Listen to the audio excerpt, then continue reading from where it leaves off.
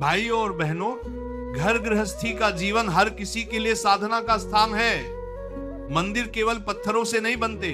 मंदिर तो हर घर होता है जहां माता पिता, संतान और संस्कार रहते हैं। संत महापुरुष बार बार कहते हैं, जहां घर में स्वच्छता है, जहां व्यवस्था है, वहां लक्ष्मी मां का वास है। और जहां गंदगी, आलस्य और अव्यवस्था है, वहां दरिद्रता और क्लेश प्रवेश कर जाते हैं।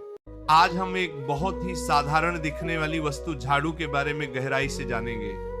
झाड़ू जो हमें गंदगी से मुक्ति दिलाती है, झाड़ू जो घर को स्वच्छ रखती है, परंतु यही झाड़ू यदि अनादर पाती है तो दरिद्रता का कारण भी बन सकती है। संतों ने कहा है, झाड़ू लक्ष्मी का प्रतीक है। घर की सफाई केवल धूल मिटाने का काम नहीं है, यह घर में सकारात्मक ऊर्जा लाने का साधन है।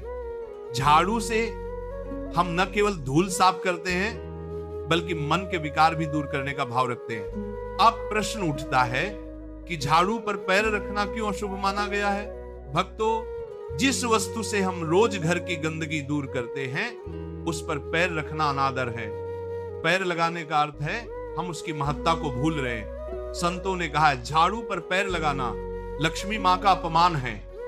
यही कारण है कि झाड़ू पर पैर रखते ही दरिद्रता आने का भय रहता है। झाड़ू को उल्टा रखना भी मना किया गया है। झाड़ू को उल्टा रखना मानो अपने ही सौभाग्य को उल्टा करना है। सीधी झाड़ू व्यवस्था और प्रगति का प्रतीक है, जबकि उल्टी झाड़ू अव्यवस्था और रुकावट का प्रतीक बन जाती है। याद रखो, झाड़ू को हमेशा सीधा और आदर पूर्वक रखना चाहिए। लक्ष्मी मां का वाहन उल्लू है और उनके प्रतीक चिन्हों में झाड़ू भी माना गया है। सफाई वाली झाड़ू घर में लक्ष्मी को स्थिर करती है। मां लक्ष्मी वहीं वास करती हैं जहां स्वच्छता, शुद्धता और सम्मान होता है। भाइयों, झाड़ू का प्रयोग भी समय देखकर करना चाहिए। सुबह सुबह झाड़ू लगाना शुभ माना गया है, क्योंकि सूर्योदय के साथ साथ घर की नकारात्मक ऊर्जा भी बाहर निकल जाती है। परंतु रात को अंधेरे में झाड़ू लगाना लक्ष्मी को बाहर निकालने जैसा होता है। संत कबीर दास जी ने कहा, मन का मैला झाड़िए जैसे घर की धूल। यहां झाड़ू केवल वस्तु नहीं है, यह हमारी साधना का प्रतीक है।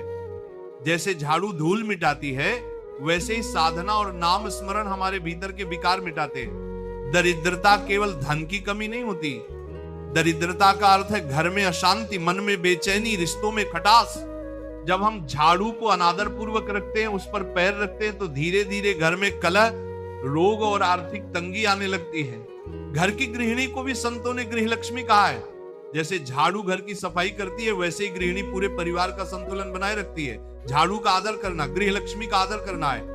बच्चों को बचपन से ही ये संस्कार देना चाहिए कि झाड़ू पर पैर न रखें, उसे कभी बिखरा न छोड़े। संस्कार का आरंभ छोटी छोटी बातों से ही होता है।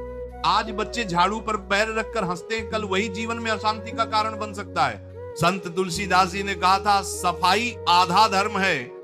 झाड़ू हमें यह सिखाती है कि जैसे धूल बार बार आती है और हमें रोज साफ करनी पड़ती है, वैसे ही मन में विकार भी बार बार आते हैं और हमें रोज नाम स्मरण और साधना करनी पड़ती है।